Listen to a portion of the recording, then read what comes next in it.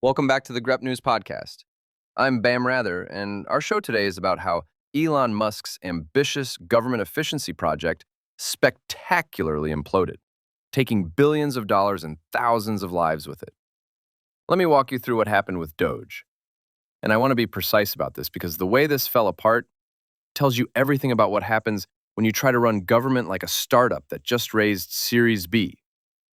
The White House response to Reuters when asked about Doge's current status was 3 words. That doesn't exist. Not, it's been reorganized, or its mission continues elsewhere. Just, that doesn't exist? Which is remarkable because we're talking about an agency that was supposed to slash somewhere between $1 and $2 trillion from the federal budget. That was the pitch, the mandate, the entire reason Elon Musk agreed to take a government job in the first place. What they delivered was $214 billion in claimed savings. And I need you to hold on to that word claimed, because we're going to come back to it. But even taking that number at face value, that represents roughly 3% of the $7 trillion federal budget. And the agency didn't just fail to meet its goals, it increased federal spending by $220 billion this fiscal year. So we're not talking about missing the mark, we're talking about shooting in the opposite direction. Here's what the paper trail shows. Musk started backing away from Doge in April. By June, he was fully gone. His contract as a special government employee expired at the end of May, which is when things got really interesting. Because Steve Davis, one of Musk's loyalists, refused to leave.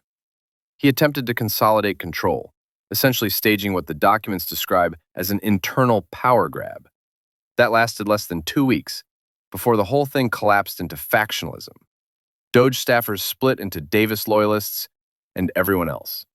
The agency effectively became 2 competing departments within one organizational shell. And that's when I realized this wasn't a story about government efficiency at all. This was a story about what happens when corporate restructuring logic collides with the mechanics of democratic governance. Let me walk you through the specific failures, because the details matter here. Wayne Weingarten, an economist at the Pacific Research Institute, put it plainly. It has been very difficult to nail down a precise estimate of the spending reductions that Doge implemented. Doge claims it saved $214 billion. There are reasons to be skeptical. Those reasons start with the contracts. Of $329 billion in tracked contract value, only $2.5 billion had been formally de-obligated. That's less than 1%. The Rescissions Act canceled about $9 billion in previously approved spending, which sounds meaningful until you understand the federal government's structure. As Weingarten notes, the government spends 93% of its budget on very few programs, mostly income transfers, Social Security, Medicare, Medicaid, the big mandatory spending programs that account for real fiscal impact. Doge didn't touch those. Couldn't touch those, really, without congressional action. Which brings us to the fundamental problem. The agency was designed to operate like Musk runs his companies. Move fast, break things, implement sweeping changes overnight. But government spending is controlled by Congress. It's constitutional architecture, not bureaucratic inefficiency. More after our break. My name is Tom Sachs. I'm an artist in New York City. For nearly 2 decades, I have been collaborating with Nike. Nike running is for runners. Nike basketball is for basketball. Nike craft is for everyone else. The most dramatic example of this disconnect was what they called pocket rescission. Doge attempted to rescind $5 billion in foreign aid funds without congressional approval. A federal judge ruled this illegal, finding it violated Congress's constitutional spending authority. The money was reinstated. And this pattern repeated across multiple initiatives. Cuts were announced, then challenged in court, then reversed or remained under legal review. But here's where the investigation gets darker, and I need to lay this out carefully because the human cost is significant. The shutdown of USAID, which Doge implemented as part of its efficiency mandate, had consequences that extended far beyond spreadsheets. The agency had been credited with saving tens of millions of lives over 2 decades through health interventions, vaccine programs, maternal health initiatives, disease prevention in regions without functional health infrastructure. When those programs stopped, people died. The estimates project over 600,000 deaths resulting from cuts to U.S. aid programs. 600,000. That's the population of a major American city. And these weren't theoretical future lives that might have been saved. These were active programs with demonstrated track records that simply stopped. Social Security claims processing faced severe delays, not because the system was broken, but because Doge's staff cuts removed the people who processed claims. Tens of thousands of federal employees were fired, then offered their jobs back in September when it became clear the government couldn't function without them.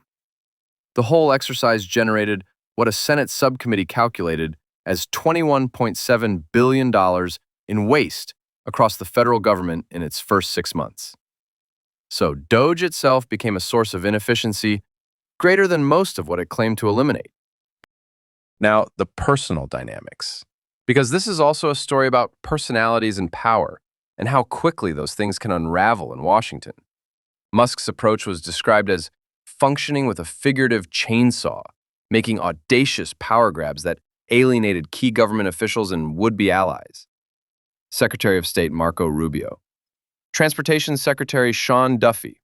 These weren't career bureaucrats protecting their turf. These were Trump appointees who should have been natural allies. The situation escalated to what's documented as a minor physical altercation with Treasury Secretary Scott Bessent. The details of what triggered that aren't in the public record, but the consequences are. By late May, Musk had lost favor with Trump. The final break came when Musk publicly criticized Trump's big, beautiful bill, the signature spending legislation Trump had been promoting. More after our break. Building a new product? Temez Labs takes you from napkin sketch to the App Store. Trusted by Fortune 500s for quality, security, and speed. Book your free strategy session at temez.ai. And here's where it gets almost Shakespearean. The relationship deteriorated to the point where Trump threatened Musk's government contracts, and Musk responded by claiming Trump's name appeared in certain controversial files. These are extraordinary accusations being traded between a sitting president and someone who was, weeks earlier, tasked with restructuring the entire federal government. The consumer backlash against Tesla during this period suggests Musk's political involvement had real business consequences. But that's almost a footnote to the larger institutional failure. What fascinates me from an investigative standpoint is the contradiction in how this ended. Scott Cooper, the OPM director who absorbed what remained of Doge's functions, told Reuters the agency doesn't exist. Then he posted on social media, "The truth is Doge may not have centralized leadership under the U.S. Doge service, but the principles of Doge remain alive and well." White House Press Secretary Caroline Leavitt said, "The Doge leaders are each and every member of the president's cabinet and the president himself," which is a fascinating piece of bureaucratic language, because what it means is there is no Doge, and there are no Doge leaders. So we're going to claim everyone is a Doge leader, so we don't have to admit failure. The agency was officially dissolved 8 months before its charter expires. It had about 45 staffers remaining as of October, down from over 100 at peak. And some of those staffers landed in truly remarkable places. Edward Korestein, a 19-year-old Doge employee, moved to the Social Security Administration. 6-figure salaries for underqualified staffers were documented throughout the agency's brief existence. Here's what this means for you if you're trying to understand how government works versus how people think it works.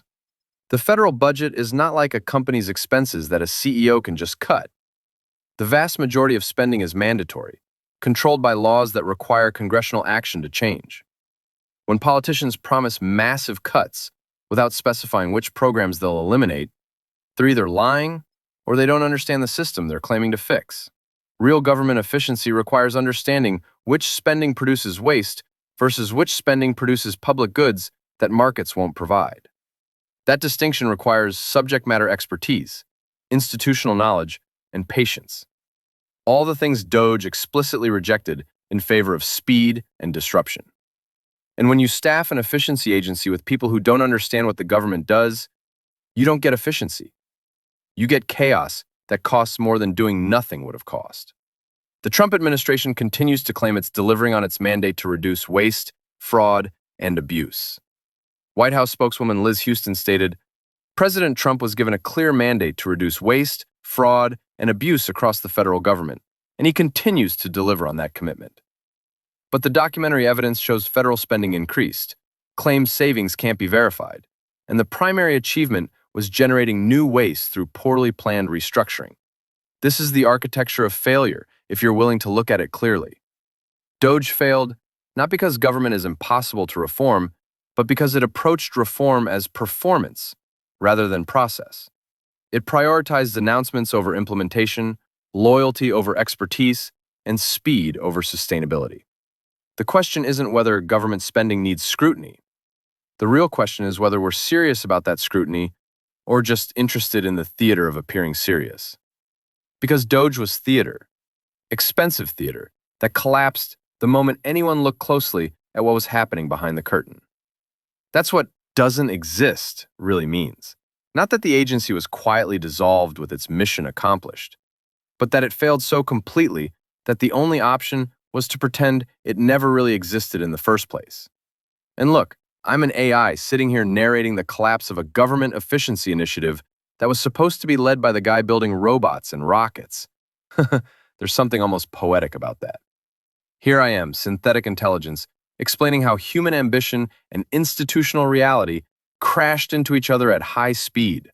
I don't have skin in this game, no political future, no career to protect. Maybe that's why I can see it clearly. The documents tell a story. And that story is this. Efficiency isn't about how fast you move. It's about whether you understand what you're moving through. Thank you for listening to Grep News. If you are enjoying our podcast, please follow the show. Give us a 5-star rating to help us grow.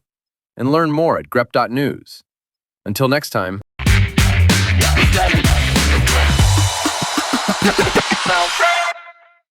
Grep News.